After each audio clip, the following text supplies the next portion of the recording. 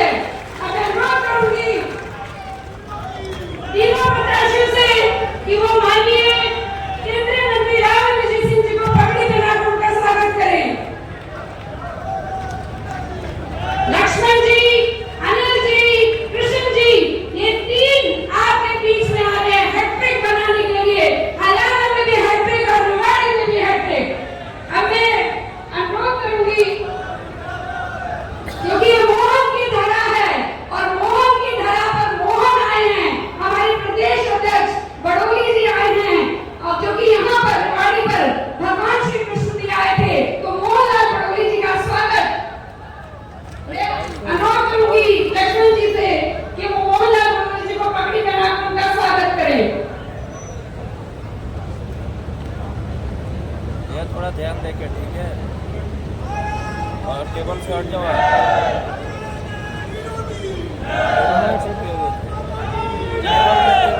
Table में नहीं।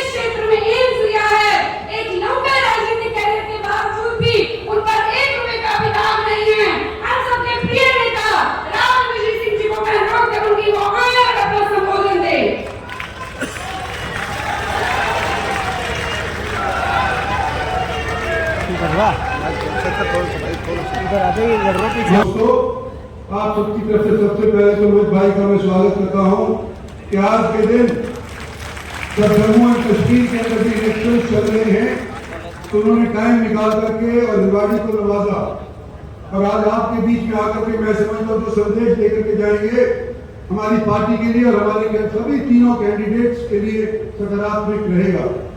मैं ये भी कहना चाहता हूँ साथियों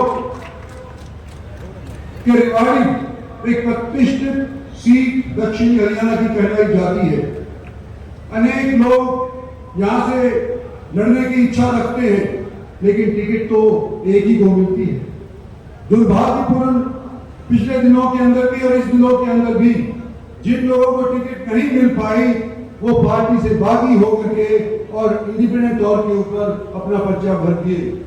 मैं ये कहना चाहता हूं कि आज के दिन ये किसी इंडिविजुअल का इलेक्शन नहीं है, ये साउथ हरियाणा के वर्चस्व का इलेक्शन है कि हरियाणा की राजनीति के अंदर हमारा वर्चस्व और दबदबा रहेगा या नहीं रहेगा। ये किसी एक बिरादरी का इलेक्शन नहीं है, कोई एक बिरादरी से इलेक्शन जीत नहीं सकता। सभी को इसके अंदर अपना आहुति डालनी पड़ेगी और योगदान देना पड़ेगा। इसलिए मैं यूं कहता हूं कि जब यहां पर से कोई कैंडिडेट तय किया जाता है पार्टी की तरफ से तो उस कैंडिडेट के प्रति चाहे किसी को निराशा ही करना हो टिकट न मिलने के बावजूद तो उसको अपनी निराशा को की भीड़ पी करके और इस कैंडिडेट के लिए लक्ष्मण सिंह के लिए काम करना चाहता है। चलिए मैं उदाहरण देना चाहता हूं, 2 बार मेरी बेटी ने यहाँ के टिकट मांगा था। सन 14 के अंदर मांगा था और सन 19 के अंदर मांगा था। पार्टी ने मेरी बेटी को टिकट नहीं दिया लेकिन जो भी कैंडिडेट खड़े हुए थे, बावल से खड़े हुए थे, कोसली से खड़े हुए थे, रिवाड़ी से खड़े हुए थे, बरकरार उनके साथ देकर के उनको जिताने के अंदर अपनी तरफ से जितना भी योगदान था सो वो उन्होंने दिया। आज मैं भाई आपको ज्यादा नहीं कहना चाहता कि आप जितने यहाँ पर आकर के असर डालेंगे वो तो डालेंगे ही, लेकिन मैं रिवाड़ी से हमेशा लोकसभा के इलेक्शन के अंदर जीतता आया और इस बार भी जो हमारे 3 हल्के हैं रिवाड़ी के कोसली तो खैर रोहतक में चला गया लेकिन बावल और रिवाड़ी दोनों हलके के अंदर आज के दिन हमने जो जीत प्राप्त करी है, उसके अंदर सर्वप्रथम जीत इस क्षेत्र की अगर किसी ने की है तो रेवाड़ी हलके ने की है। तो लक्ष्मण सिंह आपके यहाँ के प्रत्याशी हैं, दहीना से हमारे अनिल दहीना हैं और डॉक्टर साहब हमारे बाबा से कैंडिडेट हैं। मैं आपको इतना ही कहना चाहता हूं मेरे साथियों कि जिन लोगों ने मेरा सहयोग किया था लोकसभा के अंदर, कृपा करके लक्ष्मण सिंह यादव को भी अपना ही कैंडिडेट समझे। ये समझे कि आज के दिन इंद्रजीत सिंह इलेक्शन लड़ रहा है, आज के दिन अमित भाई इलेक्शन लड़ रहे हैं, आज के दिन नरेंद्र भाई मोदी इलेक्शन लड़ रहे हैं। हम इस रेवाड़ी की सीट को किसी सूरत में नहीं खो सकते, क्योंकि कहा जाता है कि रेवाड़ी से ही दक्षिणी हरियाणा की राजनीति चलती है। तो मेरा आप लोगों से अनुरोध है, आपके अजीज के तौर के ऊपर, आपके हमसफर साथी के तौर के ऊपर, कि आज के दिन हमारे इन तीनों कैंडिडेट्स को आप यहाँ पर जिता करके भेजें, अपनी रिश्तेदारियों के अंदर जाएं और जो 5-7 दिन बकाए हैं 5 तारीख तक चैन से इन दिनों के अंदर ना बैठे और रिश्तेदारी में जा करके और कमल के फूल के लिए अपना वोट बटोरें। यही मेरी आपसे विनती है। धन्यवाद और जय हिंद। बहुत बहुत धन्यवाद इंद्रजीत सिंह जी। मुझे लगता है कि जो भीड़ बता रही है, जोश बता रहा है कि जनता ने अपने नेताओं का साथ देने का मन बना लिया है और हरियाणा में तीसरी बार सरकार बनने जा रही है। और अब जिनको सुनने के लिए रेवाड़ी जिले का अपार जनसमूह इकट्ठा हुआ है, हिंदुस्तान की राजनीति के चाणक्य, जिनके फैसलों की पूरी हिंदुस्तान चलाना करता है, जिनके फैसलों से पड़ोसी देश में ठहराता है, जो कहते हैं वो करके दिखाते हैं, ऐसे राजनीतिक पंडित केंद्रीय गृह मंत्री माननीय अमित शाह जी से आप आए, अपना संबोधन दें और रेवाड़ी की जनता के विकास की दिशा दें।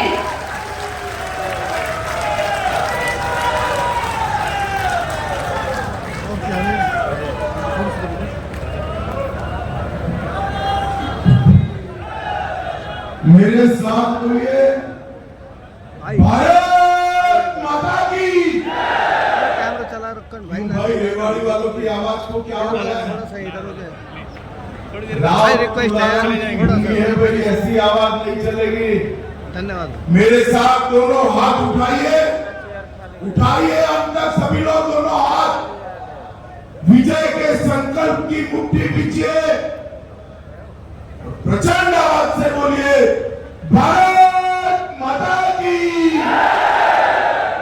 भारत माता की।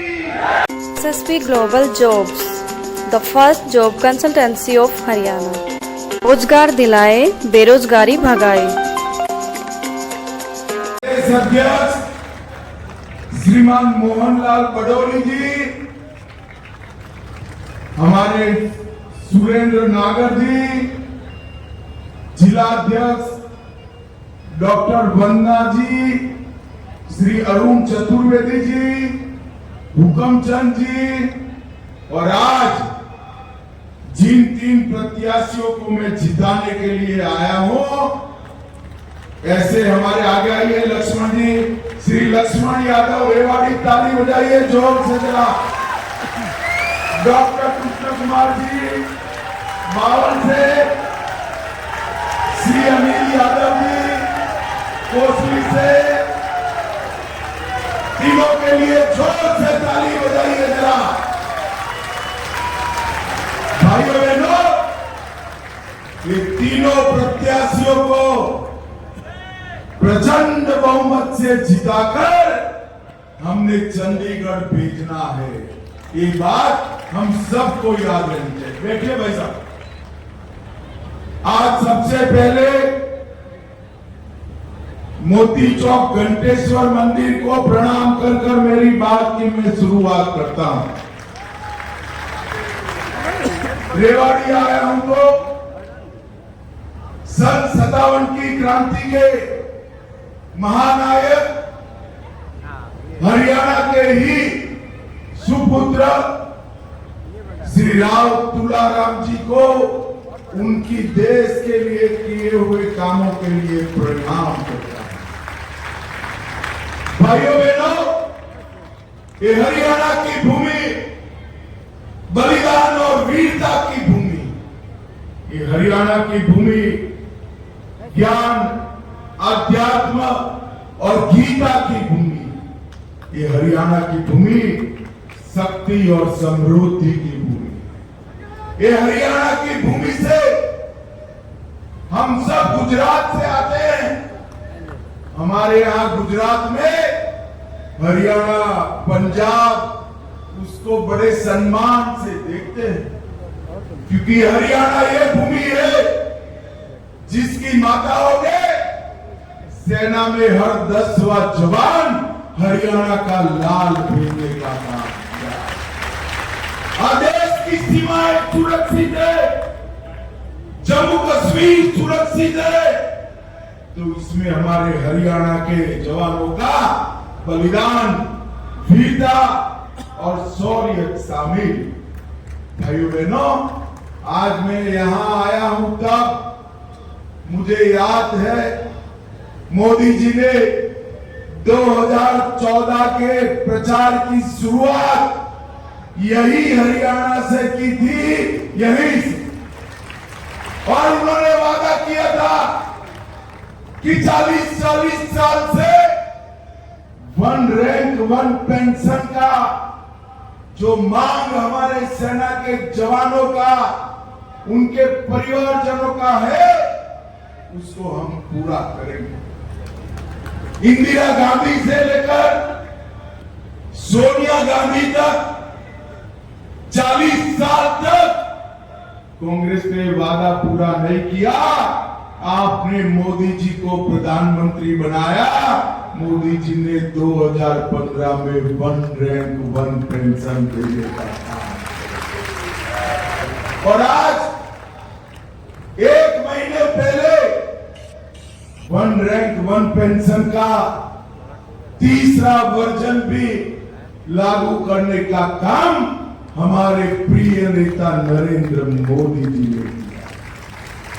भाइयों बहनों, कांग्रेस हमेशा सेना का अपमान करती।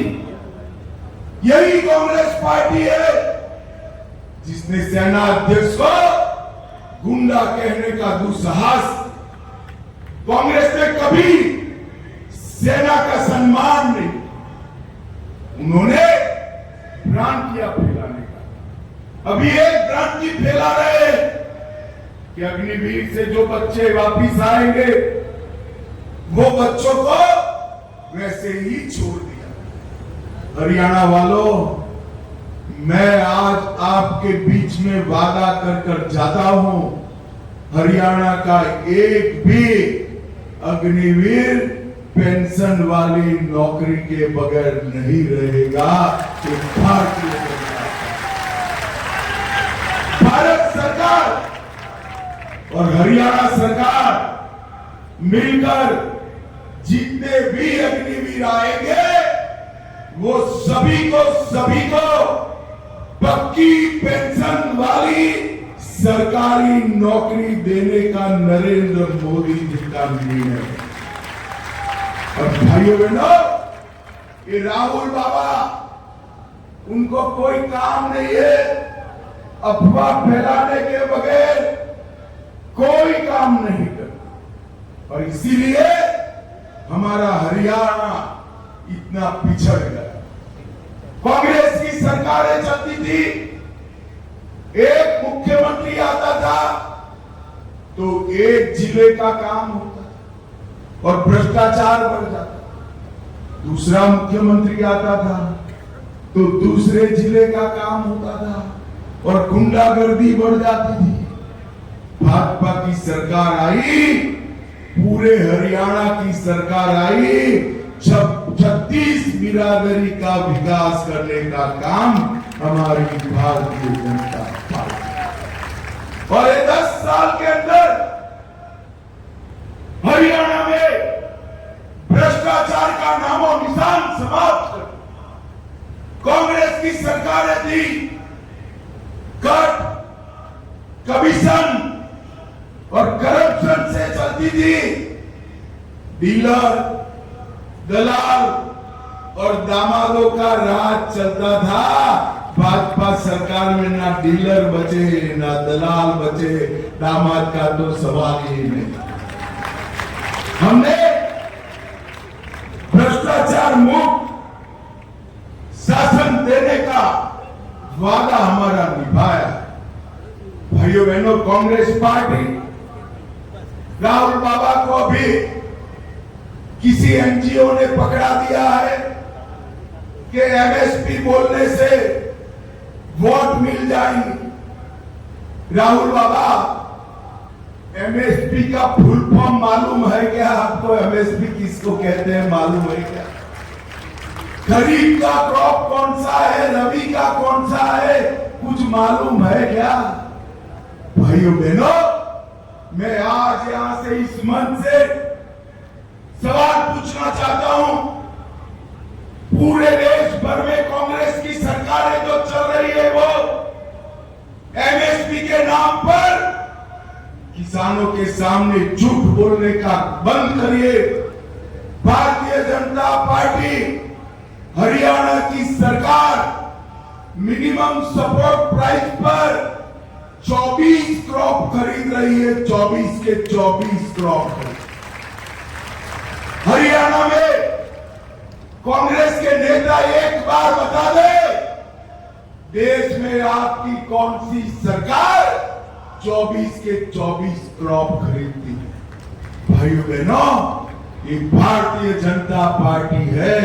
किसान को अपने खेत में जो बोना है वो बोए, उसको खरीदने का काम भारतीय जनता पार्टी की सरकार।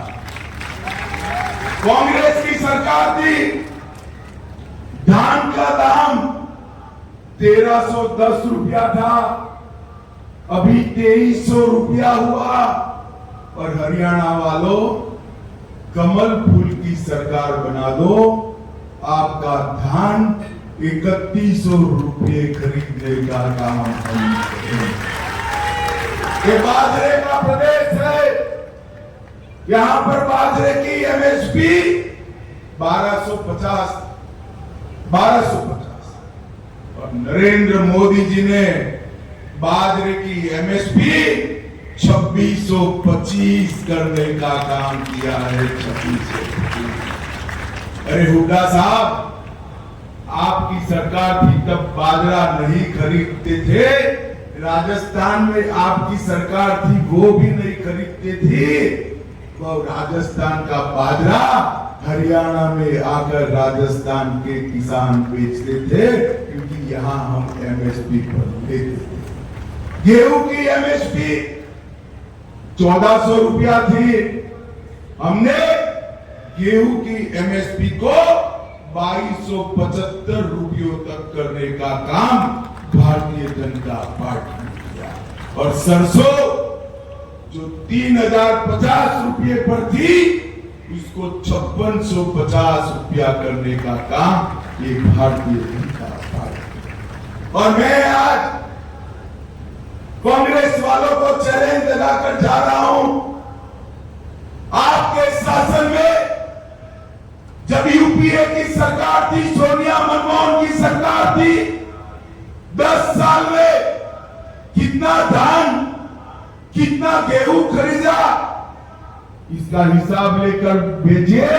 हमारी ये डॉक्टर बहन जिला अध्यक्ष को मैं भेज दूंगा, 2-2 हाथ हो जाए, आपने हमसे आधा भी धान नहीं। कर्नाटक और तेलंगाना में आपकी सरकार है, एमएसपी पर कितना खरीदते हैं वो बताइए जरा।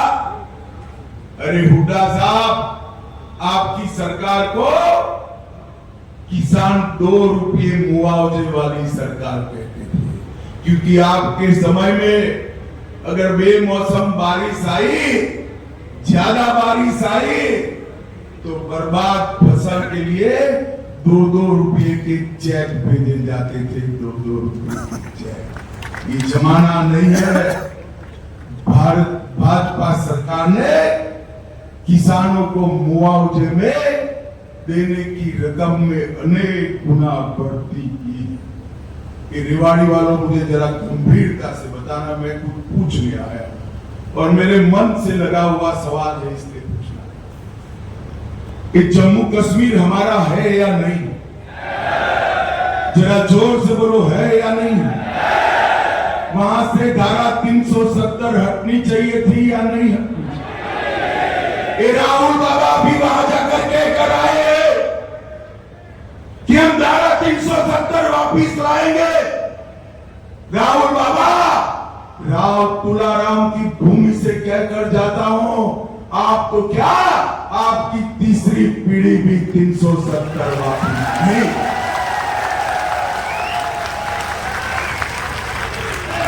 ये तस्वीर हमारा है और इस पर आंख उठाकर कोई देख नहीं सकता। भाइयों बहनों कहते हैं वहां जाकर कहते हैं कि हम सारे टेररिस्ट और पत्थरबाजों को जेल से छोड़ देंगे। क्या मजाक बना रखा है? 40-40 हजार लोग जम्मू कश्मीर में मारे गए, हमारे सेना के जवान शहीद हो गए और आप उनको छोड़ दोगे? अरे राहुल बाबा, हिम्मत हो तो हरियाणा में आकर वो ही भाषण करिए।